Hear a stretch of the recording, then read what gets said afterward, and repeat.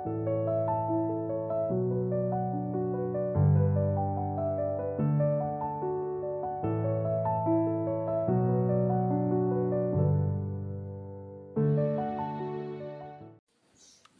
बच्चों, कैसे हैं आप सब। उम्मीद है आप अपना ध्यान रख रहे होंगे और अपने घर पर सभी सदस्यों का भी ध्यान रखें आप। आज हम कक्षा 10 की गणित की अध्याय 2 की प्रश्नावली 2.2 के बचे हुए प्रश्न करने जा रहे हैं। तो आप ध्यानपूर्वक इन प्रश्नों को देखेंगे, सीखेंगे और इनकी सहायता से जो प्रश्न मैं आपको दूंगा उन्हें हल भी करेंगे आप। तो आइए प्रारंभ करते हैं। तो बच्चों देखिए, जो हमारे प्रश्न थे वह है द्विघात बहुपद के शून्य ज्ञात कीजिए और शून्यकों तथा गुणांकों के बीच के संबंध की सत्यता की जांच कीजिए। अब जो हमारा अगला प्रश्न है वो थोड़ा अलग है। यह है, देखिए 5u² प्लस 15u। अब आप इसे कैसे हल करेंगे। आप इन दोनों में से वो संख्या कॉमन लेंगे जो इस दोनों को डिवाइड करती है। अब आप देखिए, जैसे इसमें से आप 5u कॉमन लेंगे तो 5 1 जा 5, एक u बच जाएगा, 5 3 जा 15। तो आपका ये आ जाएगा 5u ब्रैकेट में u प्लस 3। तो देखिए बहुपद के शून्य क्या हो जाएंगे। बहुपद के शून्य हो जाएंगे आपके 5u is equal to 0, u is equal to 0/5 is equal to 0, यानी अल्फा क्या आ जाएगा आपका 0 आ जाएगा। अब देखिए आप u plus 3 is equal to 0, u is equal to -3, तो बीटा क्या आ जाएगा आपका -3। तो बहुपद के दो शून्य 0 और -3 हो जाएंगे। अब आप देखिए इसकी सत्यता की जांच करेंगे आप। सत्यता की जांच देखिए कैसे करेंगे। 5u² प्लस 15u की तुलना ax² plus bx plus c से करने पर। अब देखिए यहाँ पर तो चर राशि u है और यहाँ मैंने x लिखी है, तो आप कंफ्यूज नहीं होंगे। अगर आप चाहें तो यहाँ पर u² plus bu plus c भी कर सकते हैं। तो देखिए a इज इक्वल टू कितना हो जाएगा 5 और b इज इक्वल टू 15। अब देखिए यहाँ पर अचर पद नहीं है तो c इज इक्वल टू क्या हो जाएगा, शून्य हो जाएगा। अब आपको पता है शून्यकों का योगफल, शून्यकों का योगफल इज इक्वल टू -b/a। तो देखिए -15/5, 5 3 जा 15 इज इक्वल टू कितना आ जाएगा ये -3। अब आप देखिए, आप जोड़ के देखिए कि आपके शून्यकों का योगफल आ रहा है नहीं आ रहा है।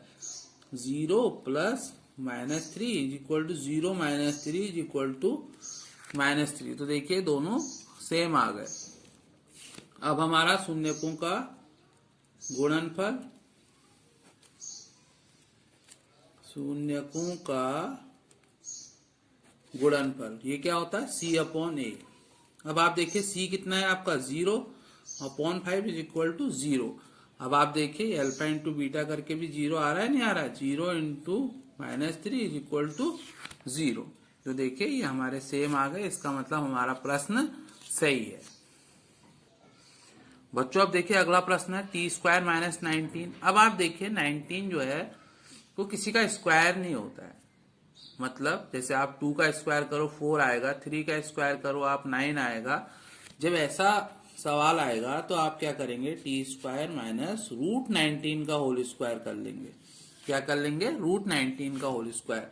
फिर आप यहाँ पर फॉर्मूला यूज करेंगे a² - b² is equal to a - b and a plus b। तो ये हो जाएगा आपका t प्लस √19 और t माइनस √19। तो बहुपद के शून्य क्या हो जाएंगे, बहुपद के शून्य देखिए t plus √19 is equal to 0, t is equal to -√19 यानी alpha is equal to minus root 19। इसी प्रकार हम बीटा भी निकालेंगे, T minus root 19 is equal to 0, T is equal to root 19, beta is equal to root 19। ये हो गया। अब देखिए इसकी सत्यता की जांच, सत्यता की जांच। तो आप क्या करेंगे, टी स्क्वायर माइनस 19 की तुलना ए x square plus B x plus सी से करने पर, अब आप देखिए ए के स्थान पर तो 1 आ जाएगा और यहाँ पर बी वाला पद है नहीं, तो बी क्या आ जाएगा 0 और सी इज इक्वल टू कितना हो जाएगा माइनस 19। तो देखिए शून्यकों का योगफल, शून्यकों का योगफल क्या होता है बताइए, माइनस बी अपॉन ए, यानी 0/1 इज इक्वल टू 0। अब आप देखिए कि आपके शून्यकों का योगफल 0 आ रहा है नहीं आ रहा है, minus root 19 plus root 19 is equal to 0। तो देखिए सेम आ गया। उसके बाद शून्यकों का गुणनफल क्या होता है, सी अपॉन ए, यानी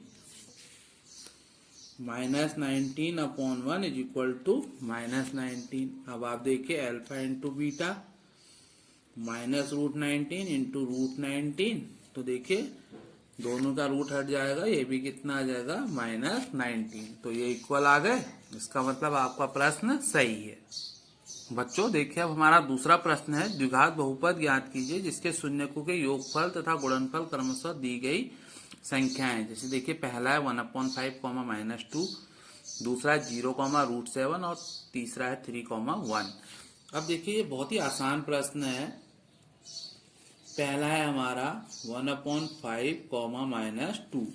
तो देखिए शून्यकों का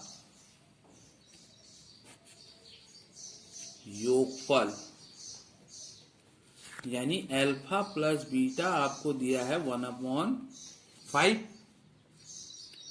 और शून्यकों का गुणनफल, शून्यकों का गुणनफल यानी अल्फा बीटा आपको दिया है -2। तो देखिए द्विघात बहुपद कैसे ज्ञात करते हैं, द्विघात बहुपद इसका फॉर्मूला होता है x² माइनस शून्यकों का योग इंटू x प्लस शून्यकों का गुणनफल। तो देखिए अब आप इसमें मान रख दीजिए, x² शून्यकों का योगफल कितना है 1/5 इंटू एक्स प्लस शून्यकों का गुणनफल कितना है -2। चिन्हों का ध्यान दीजिएगा बच्चों। अब आप इसका एलसीएम ले लीजिए 5, तो हो जाएगा 5x² माइनस x माइनस 10। तो इसको आप 1/5 5x² माइनस x माइनस 10 लिख सकते हैं, या आप इसे k ले लीजिए 5x² माइनस x माइनस 10, जहां k इज इक्वल टू 1/5 है।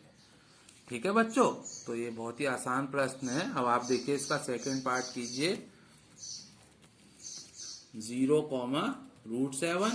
अब आप देखिए शून्यकों का योगफल,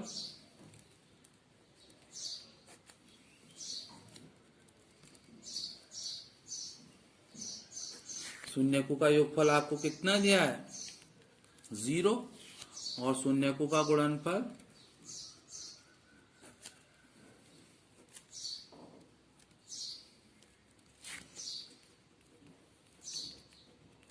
√7।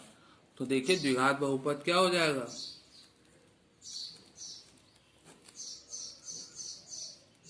अब आप इसको इस प्रकार भी लिख सकते हैं, x² minus alpha plus beta into x plus alpha beta.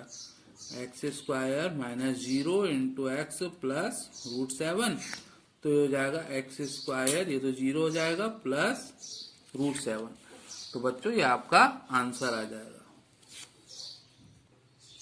बच्चों देखिए अगला प्रश्न है हमारा 3,1, शून्यकों का योगफल 3 दिया हुआ है और शून्यकों का गुणनफल जो है वो 1 है। तो द्विघात बहुपद एक्स स्क्वायर, ये ध्यान दीजिएगा आप, यहाँ पर माइनस होता है, कभी कभी बच्चे प्लस कर देते हैं। X square minus alpha plus beta into x plus alpha beta, तो मान रख देंगे आप x square minus 3x plus 1, ये आपका आंसर हो गया। बच्चों जिन प्रश्नों को मैंने आज बताया है उनकी सहायता से ये प्रश्न भी आप हल करेंगे, ये आपके गृह कार्य है। इनके शून्य ज्ञात करने हैं और सत्यता की जांच करनी है। 7u² plus 35u, u² minus 4u, t² minus 11 और t² माइनस 25। और देखिए इन्हीं की सहायता से आप जो बुक के प्रश्न हैं उन्हें भी हल करेंगे। अगर आपको कहीं पर भी समझ में नहीं आता है या कहीं पर कोई चीज़ नहीं हो पा रही है तो आप उसे कमेंट बॉक्स में लिख सकते हैं। अगर आपको वीडियो पसंद आया है तो लाइक करें। अपना ध्यान रखें, सुरक्षित रहें, अपने कार्य को नियमित रूप से करते रहें। धन्यवाद।